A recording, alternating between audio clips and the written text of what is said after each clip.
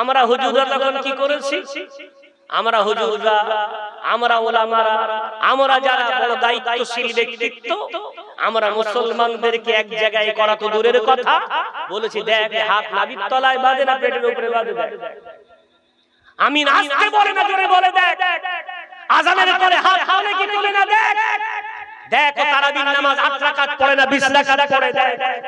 এই করে আমার সমাজকে আমরা টুকরো টুকরো টুকরো করে আমার সমাজের সমস্ত ক্ষমতাকে আমরা হারিয়ে ফেলেছি। এখন মঞ্চে এসে অক্ষের সম্পত্তি ফিরিয়ে দেওয়া লাগবে প্রতিবাদ করছে। এখন তো চেলা জামা আর গোল জামা দেখছো না, এখন তো লম্বা টুপি গোল টুপি দেখছো না, এখন তো আমি নাচতে বলে না জোরে বলে দেখছো না, এখন তো আযান, এখন আযানের পরে হাত তোলে কি তোলে না দেখছো না, এখন এসেছো ওই তো প্রবাদ বাক্যে আছে ঠেলাই না পড়লে বিড়াল গাছে ওঠে না। এতদিন পরে উঠলে এটা যদি 100 বছর আগ থেকে যেই সমস্ত উলামারা এই মঞ্চে বসে এই জাতির মাঝে বিভেদ তৈরি করেছে, পার্থক্য সৃষ্টি করেছে, তারা যদি সেই দিন থেকে বলতো পার্থক্য রাসূলের জামানায় ছিল, পূর্বের যুগে ছিল, ইখতিলাফ থা, এসো আমাদের আল্লাহ এক, আমাদের নবী এক, আমাদের ইসলাম এক, এর ভিত্তিতে আমরা এক হয়ে যাই, আর আমাদের দিকে চোখ তুলে তাকানো দূরের কথা, আমাদের এক তাকবীরে গোটা ভারতবাসীর অন্তরকে বেজে যেত। দুঃখ তো এখানে ভাই আমার, বাবাজি আমার, রব্বুল আলামিন কোরআনুল কারীমের মধ্যে কোন সম্পদ কাজ দেবে আর কোন সম্পদ কাজ দেবে না, এই ব্যাপারে আল্লাহ বলেছেন পারা নম্বর 11 পৃষ্ঠা নম্বর 3 সূরার নাম সূরা তাওবা। রব্বুল আলামিন বলেন ইন্নাল্লাহা আশতারা মিনাল মুমিনিনা আনফুসাহুম ওয়া আমওয়ালাহুম বিআন্না লাহুমুল জান্নাহ।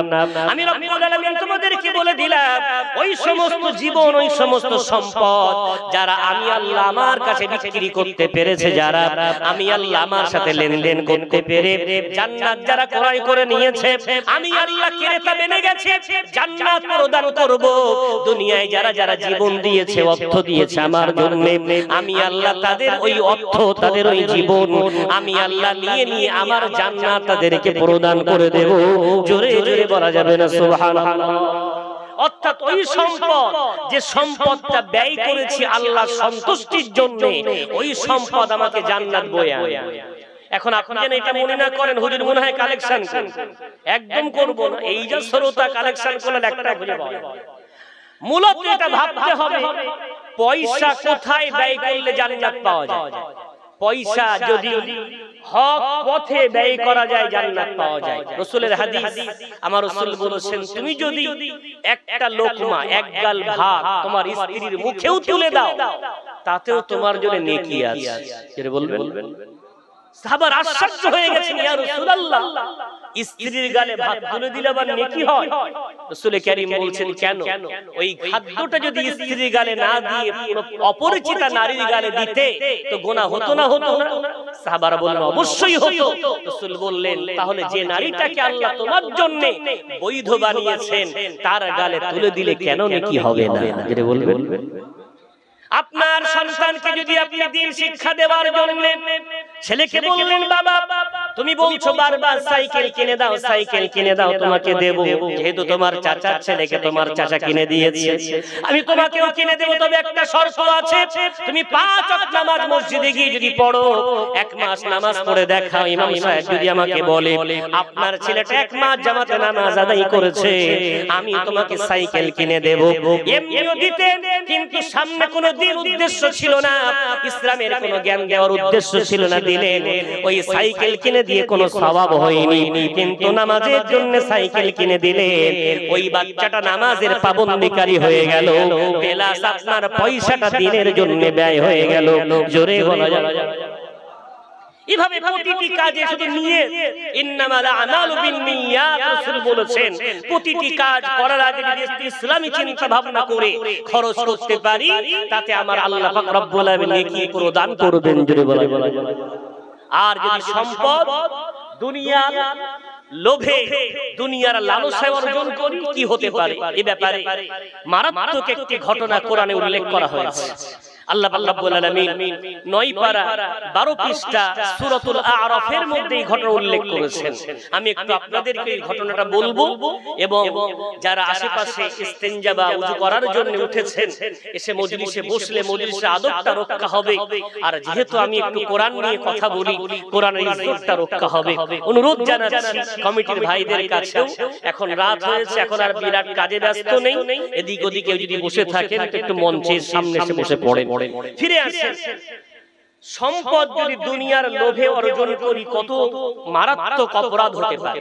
কোরআন বলছে وَاتْلُ عَلَيْهِمْ نَبَأَ الَّذِي آتَيْنَاهُ آيَاتِنَا فَانسَلَخَ مِنْهَا فَأَتْبَعَهُ الشَّيْطَانُ فَكَانَ مِنَ الْغَاوِينَ। আল্লাহ পাক রব্বুল আলামিন তার প্রিয় নবী মুহাম্মদ আরবি সাল্লাল্লাহু আলাইহি ওয়াসাল্লাম কে বলছেন, নবী মুহাম্মদ তোমার উম্মতকে এই ঘটনাটা একটু বলে দাও, তোমার উম্মতকে এই ঘটনা একটু শুনিয়ে রাখো, তোমার উম্মত যেন এমন কাজ না করে। কি ঘটনা? আল্লাহ বললেন নবী মুহাম্মদ বলে দাও, বনি ইসরাইলের মধ্যে এক বান্দা ছিল যাকে আমি আল্লাহ বিরাট বিরাট নিয়ামত প্রদান করেছিলাম। কত নিয়ামত! আল্লাহর এত প্রিয় বান্দা হয়ে উঠেছিল এই বান্দাটা। আল্লাহর ইসমে আযম নামগুলো যোগ্য, সকাল সন্ধ্যা আল্লাহর নামের তাসবিহ গুনতো। আর এই তাসবিহ গোনার কারণে সে মুস্তাজাবুদ দাওয়া বনে গিয়েছে। মুস্তাজাবুদ দাওয়া বলতে হাত তুললেই আল্লাহ তার দোয়া কবুল করে নিতেন। জোরে বলা যাবে। এই মর্যাদা আল্লাহ তাকে প্রদান করেছিলেন। এখন মুসা আলাইহিস সালাতু ওয়াস সালাম ফিরাউনের জামানায় আল্লাহ পাক রব্বুল আলামিন তাকে যখন নবুয়ত প্রদান করলেন, ফিরাউন তাকে দুনিয়া থেকে মিটিয়ে দেওয়ার সব চাল চালার পরেও তার চাল কোনোদিন কার্যকারী হলো না, বরং আল্লাহ পাক রব্বুল আলামিন যেটা চেয়েছিলেন ওটাই হয়েছে। কেনই বা হবে না? আল্লাহ কোরআনে বলেছেন, পারা নাম্বার 3 পৃষ্ঠা নাম্বার 16, সূরার নাম সূরাত আলে ইমরান, ওয়া মাকারু ওয়া মাকারাল্লাহু আল্লাহু খায়রুল মাকিরিন। যতই প্ল্যান করো, যতই ফন্দি আটো, যতই ষড়যন্ত্র রচনা কেন, আমি আল্লাহ আমার প্ল্যান তোমাদের প্ল্যান যেখানে শেষ হবে ওখান থেকে আমার প্ল্যান শুরু হয়ে যাবে। আর আমি আল্লাহ যখন ষড়যন্ত্র করব আমার ষড়যন্ত্রের সামনে কেউ টিকতে পারবে না। একটু জোরে বলা যাবে না সুবহানাল্লাহ। ফিরাউন এত চেষ্টা করে ওই মুসা ফিরাউনের বাড়িতে বড় হয়েছে। সর্বোপরি আল্লাহ সেই মুসা নবীর সাথে ফিরাউনের শেষ ফয়সালা এক দরিয়ার মাঝখানে ফেলে করলেন। দরিয়া মুসা নবীকে রাস্তা দিলেও ফিরাউনকে রাস্তা দিল না। ওই দরিয়ায় ফিরাউন তলিয়ে গেল। ঘটনা আপনাদের জানা, যেটা জানা নেই সেখান থেকে মুসা ওপারে চলে গেছে। যাওয়ার পর মুসা নবী উম্মতদেরকে নিয়ে মুসা নতুন করে ইসলাম প্রচার শুরু করেছেন। ঠিক এমন সময় আল্লাহর তরফ থেকে ওহী এলো, ও মুসা তোমার দায়িত্ব এখনো শেষ হয়নি গো মুসা, এখনো তোমার দায়িত্ব বাকি আছে। আল্লাহ বলেন, আমার কি দায়িত্ব বাকি? ফিরাউন হেরে গেলেও ওই ফিরাউনের দুটো চেলা, ফিরাউনের মতো দুনিয়ার অত্যাচারী আর দুটো বাদশা আছে। একটা দলের নাম হলো জাব্বারিন আর একটা দলের নাম হলো আমালি। কটা দল? দুটো দল। ধরে নেন এই মুহূর্তে যদি নরেন্দ্র মোদী মারা যায় তো নরেন্দ্র মোদীর চেলা অমিত শাহ আছে না? কথা বলে জালেম একজন গেলে আরো হাজারটা থাকে না থাকে? ফিরাউন গেছে, ও মুসা এখনো দুটো দল আছে, জাব্বারিন আর আমালি। এই দুটো দল এখনো বেঁচে আছে, পৃথিবীর বুকে অত্যাচার করছে। তোমার দায়িত্ব হলো ওদের বিরুদ্ধে যুদ্ধের ঘোষণা দেওয়া। মুসা নবী বললেন, আল্লাহ আপনার আদেশ শিরোধার্য, আপনি যেটাই বললেন সেটা মেনে নিলাম। আল্লাহ আপনার দায়িত্ব আমার মাথার উপরে, আমি মেনে নিলাম। কার বিরুদ্ধে যুদ্ধ করব আপনি বলে দেন। আল্লাহ বললেন, ওরে মুসা যাও, চলে যাও, ওই জাব্বারিনদের বিরুদ্ধে তুমি যুদ্ধের ঘোষণা দাও। ওরা পৃথিবীর বুকে অনেক কঠিন অত্যাচার মানুষের উপরে করতে লেগে গেছে। মুসা আলাইহিস সালাতু ওয়াস সালাম যেমন আদেশ তেমন কাজ। দলবল নিয়ে মুসা আলাইহিস সালাতু ওয়াস সালাম জাব্বারিনদের বিরুদ্ধে যুদ্ধের ঘোষণা দিলেন। এখন মুসা যখন জাব্বারিনদের বিরুদ্ধে সৈন্য নিয়ে যাচ্ছে তখন জাব্বারিনদের অন্তরে কাঁপনি শুরু হয়ে গেছে। কেন? মুসা তো যে সে ব্যক্তিত্ব না, যুগে সুপার পাওয়ার ফেরাউন যার সামনে হার মেনেছে, আমরা তো যখন তখন ওর সামনে হার মেনে যাব। কি করি? পেলাম। ভাই আমি আবার এখানে ফিরে আসবো, একটা কথা একটু বলে নি। আজকে গোটা পৃথিবীতে ফিলিস্তিন থেকে শুরু করে ভারতবর্ষের জমিন পর্যন্ত, বাংলাদেশ, পাকিস্তান, আফগানিস্তান ইত্যাদি গোটা পৃথিবীর মুসলমান আজকে আমরা মার খাচ্ছি না খাচ্ছি? কেন? কারণটা একটু শোনেন, কারণটা একদম স্পষ্ট। এই পেলান আমাদের কাছে আমাদের কি নেই? পেলান নেই। আমরা হুজুগে কোন একটা কিছু হলো দৌড়া তো দৌড়া, কত কর, কেন করব, কি জন্য করব আমাদের জানার দরকার। এই হয়েছে আমাদের সবচেয়ে বড় সর্বনাশ। একটু বলেন তো, আজকে ভারতবর্ষের জমিনে গত 3 দিন আগে রিপোর্ট, দিনহাটা ওই নদিয়ার আশেপাশে কোন একটা এলাকা, এক ভাই আমার নিজের স্ত্রী প্রেগন্যান্ট, তাকে বাইকে বসিয়ে ঔষধ কিনতে যাচ্ছে, বাইকটা একটা অন্য ধর্মাবলম্বীর বাড়ির সামনে রেখেছে, অপরাধ রেখে ঔষধ কিনতে গেছে। এমন মার তাকে মারা হয়েছে, চোখ মুখ ফাটিয়ে, মাথাটা ফাটিয়ে দিয়ে তাকে হসপিটালে ভর্তি করা হয়েছে। এই তো মাত্র 3 দিন আগে। কিছুদিন আগে আমাদের বনগাঁতে মাদ্রাসায় ঢুকে 4 জন হুজুরের উপরে আক্রমণ, তারা হসপিটালে ভর্তি, এখনো চিকিৎসা চলছে, আল্লাহ তাদের সুস্থতা প্রদান করে। এমন ভাবে হুবাহু ফিরে এনে দাড়িওয়ালাকে দেখে মুখে চড় মারা হচ্ছে। এটা হঠাৎ করে হয়েছে, এই পরিবেশ হঠাৎ করে। আমি জানি না এই গভীর রাতে আমার কথাটা কতটুকু হৃদয় নেবে। আমি অনুরোধ করে বলতে চাচ্ছি, আজ মুসলমান যদি পেলান হারা হতো, এরা মাথা নিচু করে নাই, মাথা উঁচু করে বাঁচতে যাবে। জানেন মাত্র 5 জন ব্যক্তি 1925 সাল, কত 1925 সালে মাত্র 5 জন ব্যক্তি তারা প্রতিজ্ঞা করেছিল আরএসএস যে আমরা 2025-এ অর্থাৎ 100 বছর পর এই ভারতবর্ষকে হিন্দু রাষ্ট্র বানাবো। কজন? মাত্র 5 জন। হ্যাঁ, 5 জন এই দায়িত্ব নিজের কাঁধে তুলে নিয়ে তারা হিন্দু রাষ্ট্র বানানোর প্ল্যান নিয়ে যে শপথ করেছিল, সেই শপথ করার পর তারা বসে থাকে। তারা কি করেছে? রিকশা ইউনিয়ন, তাদের ড্রাইভার ইউনিয়ন, তাদের কৃষি ইউনিয়ন, তাদের অ্যাডভোকেট ইউনিয়ন, তাদের উকিল ইউনিয়ন, তাদের ছাত্র ইউনিয়ন, এক কথায় ভারতবর্ষের এমন কোন ময়দান নেই যেখানে তাদের ইউনিয়ন। কথা কেমন বুঝতে পারছেন? তাহলে 100 বছর ধরে ওরা যখন ইউনিয়ন বানিয়েছে, আমরা হুজুররা তখন কি করেছি? আমরা হুজুররা, আমরা ওলামারা, আমরা যারা বড় দায়িত্বশীল ব্যক্তিত্ব, আমরা মুসলমানদেরকে এক জায়গায় করা তো দূরের কথা, বলেছি দেখ হাত নাভির তলায় বাঁধে না পেটের উপরে বাঁধে, আমি নাচতে বলে না জোরে বলে দেখ, আজানের পরে হাত তোলে কি তোলে না দেখ, দেখো তারাবির নামাজ 8 রাকাত পড়ে না 20 রাকাত পড়ে দেয়। এই করে আমার সমাজকে আমরা টুকরো টুকরো টুকরো করে আমার সমাজের সমস্ত ক্ষমতাকে আমরা হারিয়ে ফেলেছি।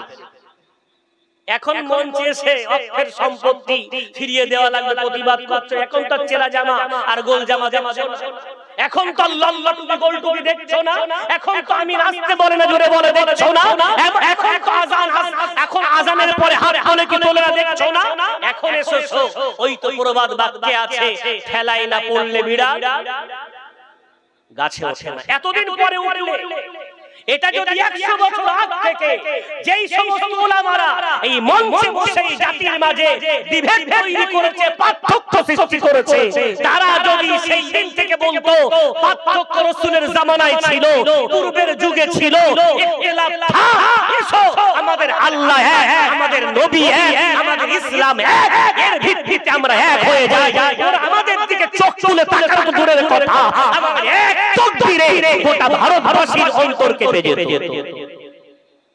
দুঃখ তো এখানে, আফসোস তো এখানে। আজ ইহুদিরা প্ল্যান করে গোটা পৃথিবী কন্ট্রোল করছে।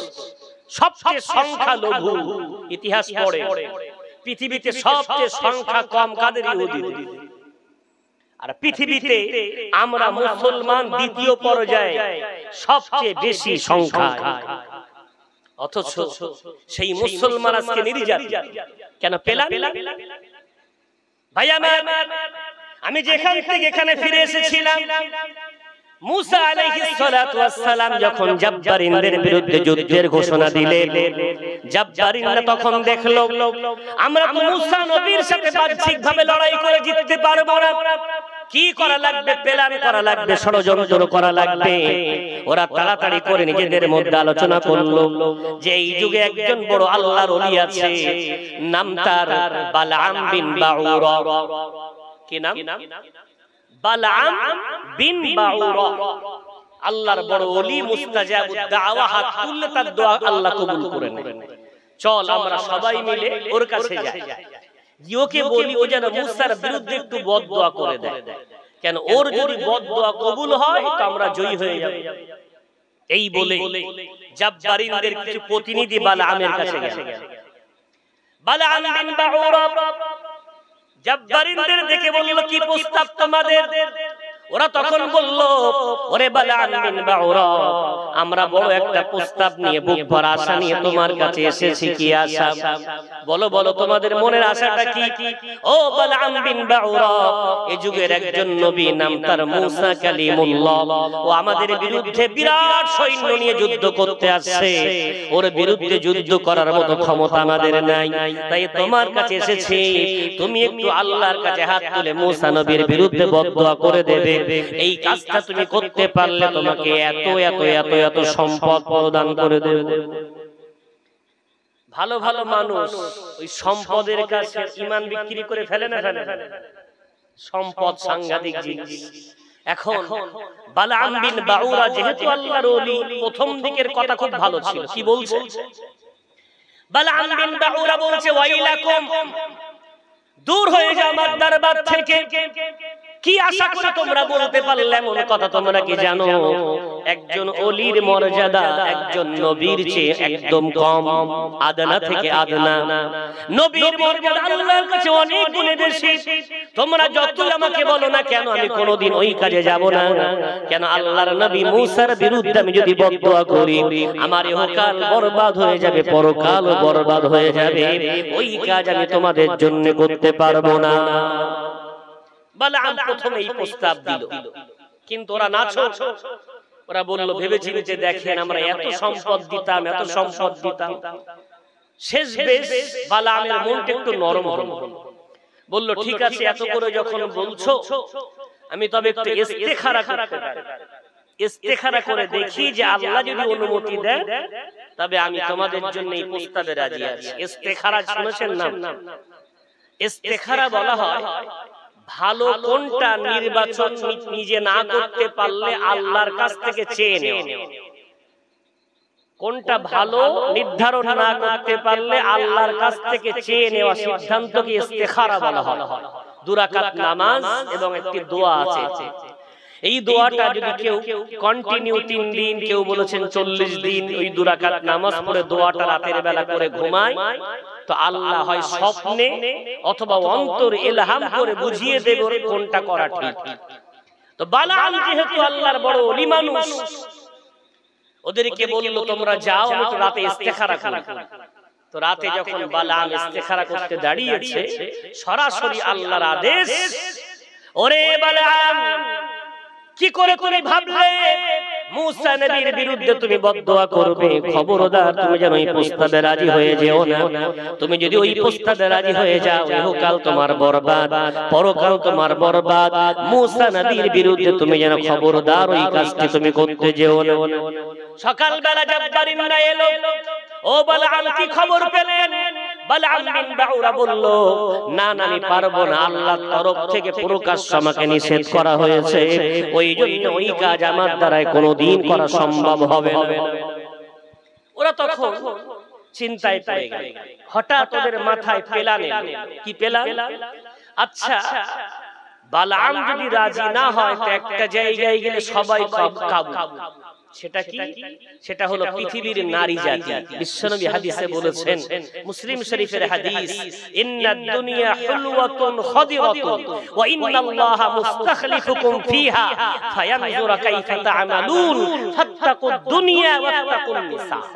রাসূল কারীম সাল্লাল্লাহু আলাইহি ওয়াসাল্লাম বলছেন দুনিয়া বড় লভ্যাংশ জায়গা, লালসার বস্তু। এখানে আল্লাহ তোমাদেরকে দুনিয়ায় প্রতিনিধি বানিয়েছেন তোমরা কেমন আমল করো দেখার জন্য। দুটো জিনিস থেকে সর্বদাই সতর্ক থেকো, একটা হলো নারী জাতি এবং দুই নম্বর হলো দুনিয়া। এই দুনিয়া এবং নারী জাতি থেকে সর্বদাই সতর্ক থেকো। এই হাদিসের ব্যাখ্যায় ঘটনা উল্লেখ করা হয়েছে। এখন জাব্বারিনরা চিন্তা করলো বালাম যখন রাজি হচ্ছে না, তবে ওর স্ত্রীর কাছে আমরা যাই। কেন? দুনিয়ায় বাদশার বাদশাহিত্ব প্রজাদের মধ্যে চললেও ওই বাদশাও কিন্তু একটা সময় প্রজা হয়ে যায় যখন স্ত্রীর সামনে গিয়ে হাজির হয়। দুনিয়ার বড় বড় ইমাম, বক্তা, বিরাট যুগ বরেণ্য কি বলে মেম্বার, প্রধান, বিরাট বাইরে বিরাট মেজাজ, বিরাট বড়, সব ঠান্ডা কোথায় কথা বলে স্ত্রীর কাছে। রাসূলের হাদিস ওখানে সব ঠান্ডা হয়ে যায়, কোনো নেতৃত্ব চলে না। ওরা তখন চিন্তা ভাবনা করে প্ল্যান করে বালামের স্ত্রীর কাছে গিয়ে বলছো, রে বালামের স্ত্রী, আমরা তোমার স্বামীর কাছে এলাম, এত এত এত এত সম্পদ দেব বললাম, একটা কাজ আমাদের করে দেবে, কিন্তু দিল না, রাজি হলো না। তুমি একবার ভেবে দেখো, এত সম্পদ যদি তোমার স্বামী পেয়ে যেত, তোমার জীবনটা কত সুখে ভরপুর হয়ে যেত। যেই বলেছেন মাথায়, রাস্তায় অত্যাচার করে পুলিশ আমার গাড়িতে প্রতিদিন 500 করে কেস দিলে কি হবে? এখানে 500 টাকা মারলে ভোটটাই পেয়ে যায়। বুঝতে পারছেন না? বুঝতে পারছেন? সমাজের কাজ কাম থাক আর না থাক, চাকরি বাকরি থাক আর না থাক, রান্নাঘরে 500 টাকা দিলে কথা বলে ভোটটা আমার। এই প্ল্যান কাদের? ইহুদিদের। চলে গেল বালামের স্ত্রীর কাছে, এত সম্পদের মালিক হতে। দেখো ভেবেছি কি করব। আজ বালাম বিন বাউরা রাত্রে বেলা দেখছি স্ত্রী একটু সাজসজ্জা করেছে, আজকে একটু ভালো সাজগোজ করেছে এবং খাওয়া দাওয়ার খুব ইন্তজাম এবং স্বামীকে খুব খেদমত করছে। যাদের বিয়ে শাদী হয়েছে খুব ভালো জানে, হঠাৎ করে যদি দেখেন স্ত্রী আপনাকে অন্য দিনের তুলনায় যত্ন একটু বেশি করছে, তাহলে ভাব খারাপ। হয় কোনো জিনিসের আবদার করবে অথবা বাবার বাড়ি যাবে, রাজি করার জন্য একটু যত্ন বেশি হয় না? হয় না? বালামের বুঝতে আর বাকি নেই, এত যত্ন করছে মানে ও কোন একটা আবদার করবে। রাত গভীর হয়েছে, বালামের মাথা টিপে দেওয়া থেকে শুরু করে বিরাট খেদমত করছে স্ত্রী। বালাম বলছে, বলো না তুমি কি বলতে চাও, এত খেদমত কেন করো? স্ত্রী বলছে, তবে শোনো, আমি এত খেদমত কেন করছি, আমার কাছে জাব্বারিনদের কিছু প্রতিনিধি এসেছিল। বালাম রেগে গেল, তোমার কাছে এসেছিল বলে? হ্যাঁ। শোনো না, তো রেগে যেও না, একটু চিন্তা ভাবনা করে দেখো, এত সম্পদের ব্যাপার, সারা জীবন তুমি পরিশ্রম করে এত সম্পদ অর্জন করতে পারবে না। যদি তুমি এতটুকু বদদোয়া করে দাও আর সম্পদের তুমি মালিক হয়ে যাও, সারা জীবন আমরা সুখে থাকতে পারবো। বালাম রেগে গিয়ে বিছানায় উঠে বসেছে। এত বড় তোমার স্পর্ধা হলো কি করে? একজন নবীর বিরুদ্ধে আমাকে বদদোয়া করতে তুমি পরামর্শ দিচ্ছ। তখন স্ত্রী বলছে, শোনেন জাহাপনা, রেগে যান না, আমি আপনাকে পরামর্শ এই জন্য দিচ্ছি, এখন তো বদদোয়া করে সম্পদগুলো হাতিয়ে নেন, পরে আবার আপনি তওবা করে নেবেন। কি বলছেন? এখন কি করেন? সম্পদগুলো হাতিয়ে নেন, পরে তওবা করে নেবেন। ভাই, আমি এই ঘটনা যেদিন থেকে পড়েছি আমার মনে হয়েছে, একটা পুরুষ ও যদি গুনাহ করে তো নিজে ইচ্ছাই করে না। কেন জানেন? কোন পুরুষ কিন্তু একার জন্য বাঁচে না। পৃথিবীতে একমাত্র কোন জাতি যদি থাকে সবার মুখে হাসি দেখতে চায়, তার নামই পুরুষ জাতি। ও একা কোনদিন একা খেতে ভালোবাসে না, একা পড়তে ভালোবাসে না। ও যা কিছু করে ওর মাথায় ওর মা, ওর বাপ, ওর স্ত্রী, ওর সন্তান সবাইকে মুখে হাসি ফোটাবে, এই চিন্তা ভাবনাতে সকালবেলা ঘুম থেকে উঠে ঘুমানো পর্যন্ত ওর একটাই টার্গেট, সবাইকে হাসি খুশি দেখতে চায়। আর এই হাসি খুশি দেখতে চাওয়ার জন্য যদি ওই বাড়ির স্ত্রীটা দিনদার হয় তো জান্নাতি হয়, আর বাড়ির স্ত্রী যদি বেদিন হয় তো এই পুরুষটা জাহান্নামী। যারা লটারি কাটে তদন্ত করে দেখেন, ভাই তুই লটারি কাটো কেন? বলে স্ত্রী বলেছে সবাই দান মারছে, তুমি একটু দান মেরে দাও। যারা জুয়া খেলে খোঁজ নিয়ে দেখেন, বলবি স্ত্রী বলেছে সবাই খেলছে, তুমি একটু দান মেরে দাও। জি ভাই আমার, বালাম বিন বাউরাকে স্ত্রী পরামর্শ দিল, ওরে বালাম তুমি এখন সম্পদ হাতিয়ে নাও, পরে তুমি তওবা করে নিতে পারবে, আল্লাহ তোমাকে ক্ষমা করে দেবে। এখন বালাম এই কথাটার মাথায় লেগে গেল। আমি আগেই বলেছিলাম একটা মানুষ জান্নাতি জান্নাতি জান্নাত এবং ওর মাঝে 1 বিঘাতের দূরত্ব, কিন্তু আল্লাহ যদি মনে করে ওকে জাহান্নামী বানিয়ে দেবে, আল্লাহ ওই জান্নাতি বান্দাটাকেও জাহান্নামী বানাতে পারে। তার দৃষ্টান্তই বালা। কি হলো? স্ত্রীর কথাটা মাথায় লাগার পর স্ত্রীকে বলছে ঠিক আছে আমি তো আজকে রাতে আরেকবার ইস্তেখারা করি। এখন বলেন আল্লাহর রাগ হবে না হবে না? গতকাল ইস্তেখারা করার সময় আল্লাহ প্রকাশ্য যে কাজটা মানা করে দিয়েছে, আজকে স্ত্রীর পরামর্শ আবার ইস্তেখারা করছে, আল্লাহ আমি তো এই কাজটা করব না করব না, আল্লাহ রাগ হবে না হবে না? আজকে আল্লাহ কোনো হুকুম দেয়নি। সকাল হয়েছে, জাব্বারিন এসে হাজির। ও বালাম বিন বাউরা, রাতের বেলা কি হলো? বালাম বিন বাউরা বলছে স্ত্রী ওই তোমাদের কথাই বলেছে, আমি রাতে ইস্তেখারা করলাম, স্ত্রী বারবার করে বলল বলে আমি রাতে আবার ইস্তেখারা করলাম। আজকে ইস্তেখারা আমার আল্লাহ আমাকে মানাও করেনি, আদেশও করেনি। যেই বলেছে তখন ওরাই নিজেরা বলতে শুরু করেছে জাব্বারিনরা, তার মানে আল্লাহ এবার রাজি হয়ে গেছে। নাউজুবিল্লাহ, জোরে হবে। তার মানে আল্লাহ যদি তোমাকে মানা করতো তাহলে আল্লাহ নারাজ, মানা করিনি মানে আল্লাহ রাজি। নাউজুবিল্লাহ। এই যেই বলেছে তখন বালাম বলছে ঠিক আছে তাহলে তোমরা তোমাদের সম্পদ এক জায়গায় করো, আমি তোমাদের প্রস্তাবে রাজি আছি। মুফাসসিরিনগণ তাফসীরের মধ্যে লিখছেন জাব্বারিনরা বলল সম্পদ তোমার বাড়িতে আনবো না, অমুক একটা পাহাড়ে যাব, ওই পাহাড়ে সম্পদ আমরা নিয়ে যাব, আর তুমি পাহাড়ের উপরে দাঁড়িয়ে ওই মূসা নবীর সৈন্যখান থেকে দেখা যাবে, ওখানে দাঁড়িয়ে তুমি আকাশের দিকে হাত তুলে বদদুয়া করবে, তোমার বদদুয়া কবুল হয়ে যেই যাবে আমাদের সম্পদ ওই পাহাড়ের উপরে তোমাকে সব দিয়ে দেবে। বালাম বলল ঠিক আছে, আগামীকাল সকাল আমি আসছি, তোমরা তোমাদের সম্পদ নিয়ে অমুক পাহাড়ে চড়ো। এখন বালাম নিজের একটা গাধা ছিল, তার পিঠে চড়ে যাচ্ছে কোথায়? মূসার বিরুদ্ধে বদদুয়া করবে। গাধাটা মুখ ছুপড়ে একবার পড়ে গেল।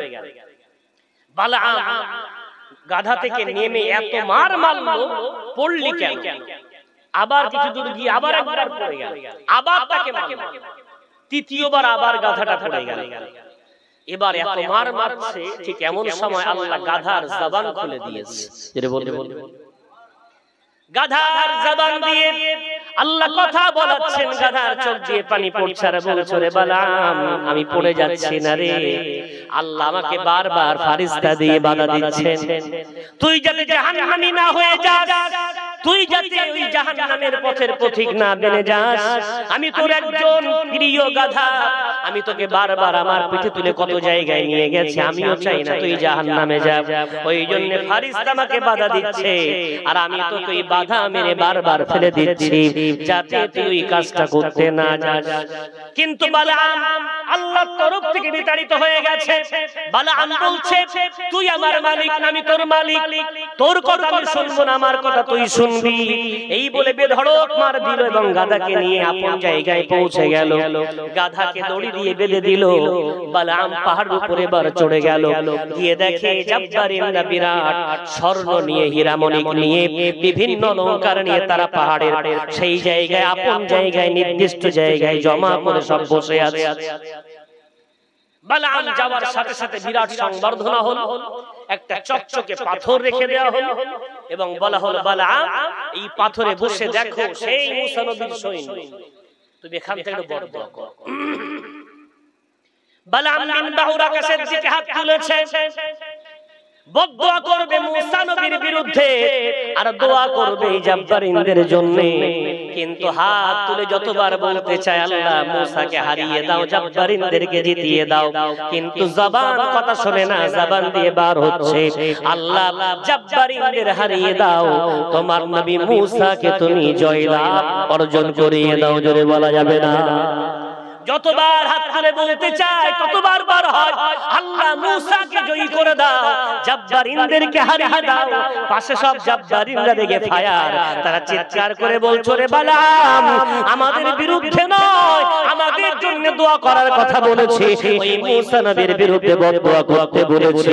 তখন ওই সময় বালাম বিন বাউরা কাঁদছে আর বলছে, ওরে আমার জাব্বারিনরা, আমি পাচ্ছি না রে, পাচ্ছি না, আমার জবান আমার কথা শুনছে না, বরং জবান তার মালিকের কথা শুনে আমি যেটা বলতে চাচ্ছি ওটা বার হয় না, বরং তার মালিক যেটা চায় ওটাই তার জবান দিয়ে বার করিয়ে দিচ্ছে। জোরে বলে, এই জবান কার? আমরা মনে করি আমার, এই হাত আমার, এই পা আমার।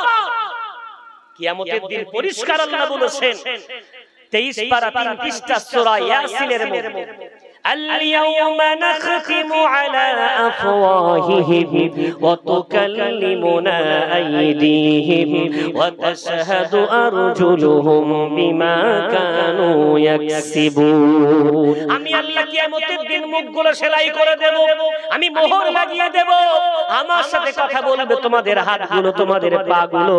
অর্থাৎ কিয়ামতের দিন হাত পাকে আল্লাহ কথা বলার ক্ষমতা দেবে। জোরে বলা যাবে। হ্যাঁ, বালাম স্বীকার করলো যে আমি আমার জবানকে কন্ট্রোল করতে পারছি না, ও চলছে আল্লাহর হুকুমে, তার দেওয়া আদেশ অনুযায়ী। এই বলতে বলতে জিভ ঝুলতে শুরু করেছে, জিভ ঝুলতে ঝুলতে নাভি পর্যন্ত জিভ ঝুলে গেছে। কোরআনের তাফসীরে, কোরআনে আল্লাহ বলছেন, ফামাসালুহু কামাসালিল কালবি ইন তাহমিল আলাইহি ইয়ালহাস আও তাতরুকুহু ইয়ালহাস।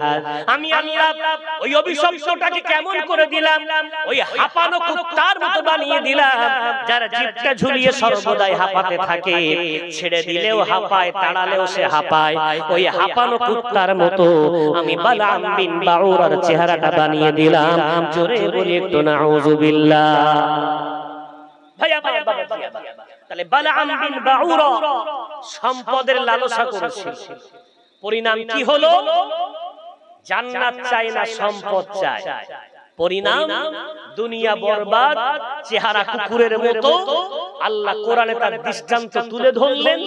এরপরে মুফাসসিরিনগণ বলছেন, বালাম বিন বাউরা ও তো জবান দিয়ে মুসার বিরুদ্ধে বদদোয়া করতে পারল না, উল্টো দোয়া করে দিল। তো জাব্বারিনা সম্পদ নিয়ে চলে যাচ্ছে আর বলছে, এ সম্পদ তোমাকে দেব না, কেন শর্ত হয়েছিল তুমি আমাদের জন্য দোয়া করবে। দোয়া তো করুনি, বদদোয়া করছো। তখন বালাম কাঁদছে আর বলছে, দেখ তোদের জন্য কিন্তু আজ আমার এই অবস্থা, তোদেরকে প্রথমেই বলেছিলাম আজ আমার ইহকাল বরবাদ, পরকাল বরবাদ, তোরা কি চলে যাবি? একটা কথা শোন, আমি তোদের একটা ভালো পরামর্শ দিচ্ছি। কি পরামর্শ? আল্লাহর ওলি এক সময়, আজকে তার পতন ঘটেছে, কত বড় শয়তানি করতে পারে বারে। দেখেন আপনাদের এই গ্রামটার নাম কি? উত্তর বেলেগাছা। দেখবেন গ্রামে যদি কোনো মাদ্রাসা ছেড়ে দেওয়া ছেলে থাকে, যে মাদ্রাসায় পড়তো ছেড়ে দিয়েছে, তো ওর মতো শয়তানি গ্রামের 10টা ছেলে করতে পারে। দেখে নেবেন কেন বলেন? মাদ্রাসায় যে পীর হতে গিয়েছিল, পীর না হয়ে বাড়ি এসেছে, মানে ওই ইবলিসের ভাইরা ভাই হয়ে বাড়ি। ওর বড় শয়তানি গ্রামের 10টা বাচ্চা পাবেন। আজকে বালাম বিন বাউরা একটু আগে দোয়া কবুল হয়ে যেত, যা শয়তানি তো কি শয়তানি। দেখেন জাব্বারিনদের বলছে, তোরা যখন আমার কাছ থেকে চলে যাচ্ছিস, একটা পরামর্শ শোন, এটা তোদের জয় হয়। কি জয়? আমার জানা মতে নবী রাসূলগণ সৈন্যের বলে